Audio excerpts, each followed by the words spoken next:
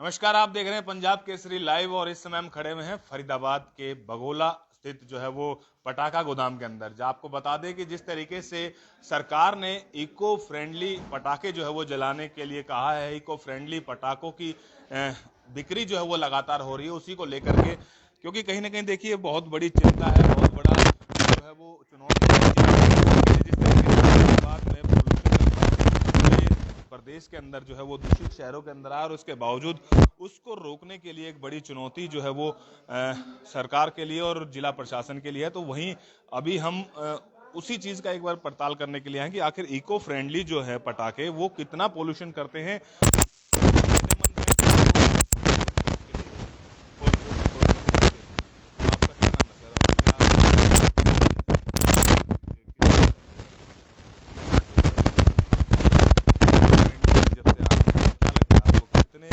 वातावरण को शुद्ध करेंगे, कितनी हवा?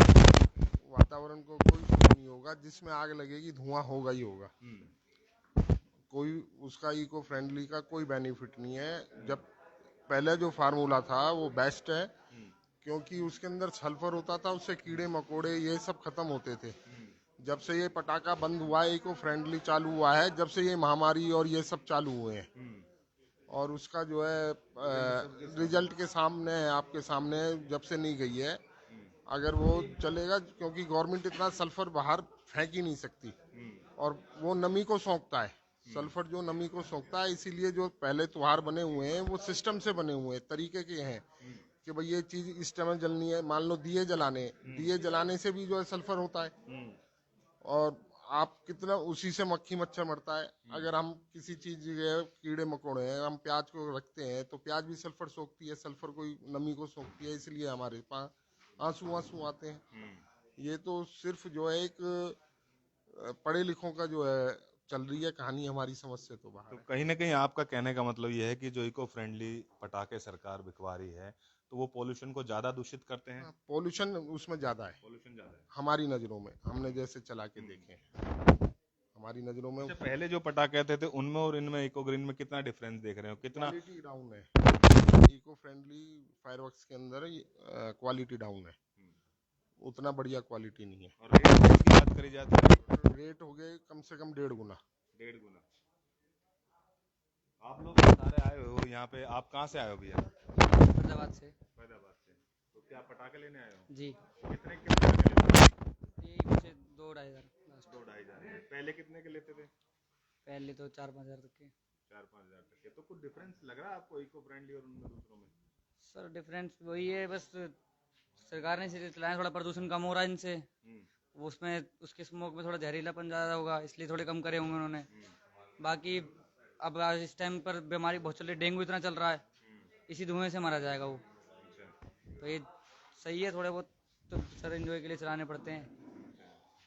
कहीं ना कहीं इनकी अपनी दलील है कि डेंगू जो है वो इस धुएं से मारेंगे, लेकिन कहीं ना कहीं ये बता दूं कि ये ऑथेंटिक नहीं है कि इसके धुएं से जो है वो डेंगू मरेगा। और कहीं ना कहीं देखिए, देश के अंदर जो है वो प्रदूषित शहरों में शुमार हो चुका है फरीदाबाद, और उसी के बावजूद हालात आप देख सकते हैं कि फरीदाबाद के पोल्यूशन की आबो हवा जो है वो इतनी जहरीली हो चुकी है, इतनी खतरनाक हो चुकी है कि आज की डेट में जो 400 के आसपास जो है वो उसका ग्राफ बढ़ चुका है पोल्यूशन का। और इसके बावजूद जिस तरीके से जिला प्रशासन अपनी आंखें मूंदे बैठा हुआ है, जिला प्रशासन अपनी आंखें नहीं खोल रहा, उसको लेकर के एक बहुत बड़ी चुनौती है। हालांकि अभी हम इसीलिए आज यहाँ पे आए थे कि पहले जिस तरीके से नॉर्मल पटाखे चलते थे और अब इको फ्रेंडली जिस तरीके से पटाखे सरकार की तरफ से जो है वो परमानेंट कर दिए गए हैं कि इको फ्रेंडली ही पटाखे बजेंगे, तो उसी को लेकर के क्या कुछ राय है? ये खुद वो थे जो होलसेलर थे, जो कि हर साल पटाखे कई सालों से इसी तरीके से लगातार बेच रहे हैं, लेकिन इन्होंने साफ तौर से कहा कि इको फ्रेंडली के अंदर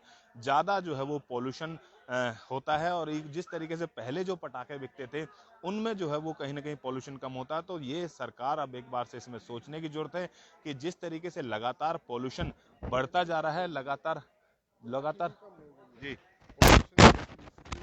चलते बंद खुला बंद के कारण ग्राहकी भी कम है, कोरोना की बीमार है, और कोई ऐसा परिवार नहीं बचा है जिसने कोई अपना ना खोया हो।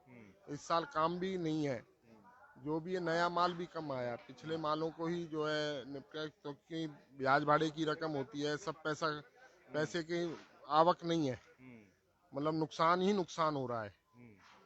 और एक दिन के पीछे 364 दिन का वो है हमारा रोजी रोटी, मजदूरों की, हमारी, अपनी, जो हम पे काम करने वाले हैं, सबकी ये बिकना एक दिन है, एक दिन का जलना है, और 364 दिन की रोटी होती है।